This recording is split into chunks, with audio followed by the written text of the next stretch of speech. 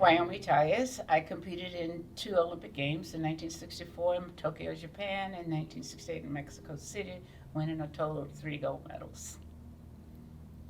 And I am Atsuko Tamura. I am the brand president here at Wazell, and I am in awe that I get to be in the presence of Wyomia Tyus. So this is such a treat today.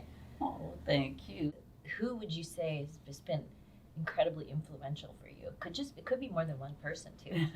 Well, it has to be because Yep. I didn't get here by myself. Yeah. I am here with a lot of help from everybody. I mean, I do have to go back to my family again. My mom and dad, and especially my dad, because I grew up in the 50s and the 60s, and it was not fashionable. It's not something girls are supposed to do.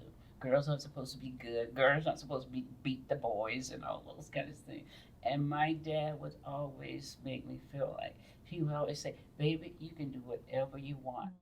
Once my father passed away, I got an opportunity to meet Mr. Temple, who was a coach at Tennessee State, and for me, he was a saving grace.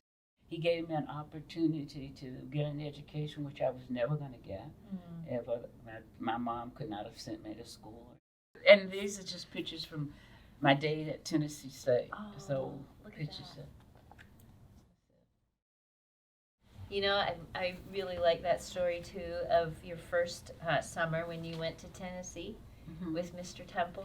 Oh, And, what part of this well, story? Well, first of all, that how the community all rallied to make sure that you got there, Okay. and that and they did a fundraiser, and they raised the dollars, and that the advice from your aunt was, Wyomia, you sit with dignity on that train. And then when you arrived, Mr. Temple was there and greeted you with Wilma Rudolph. And you thought, this is going to be such a great summer. And then after your first week, you called your mom, and what did you say, and what did she say? Oh, I called her and I said, I can't, this man is crazy, first of all. He has us doing 3 practices a day, and I was used to going to practice maybe once a week.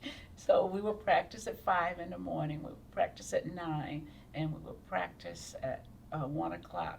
1:30, and in Tennessee, the sun In the summer. burning. So he had us practice. We were and I just could not believe. I just thought he was insane.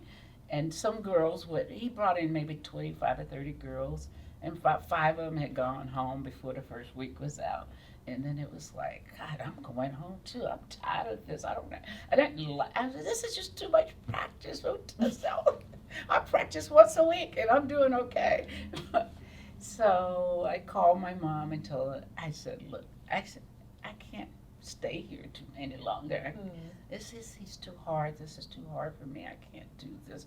You need to let me come home. You need to send for me to come home.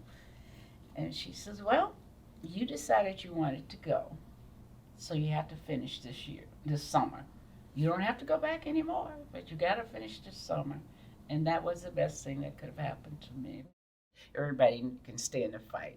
That would be it, staying in the fight, believing in yourself, and not letting anybody stop you from doing your dream and being who you want to be. And take each experience as a learning experience. I think the more you learn, the more you have in common with people, and you give other people opportunity to learn to love and give, because if you're giving that, they're going to have to give it back. So. Thank you so much for this time together with you.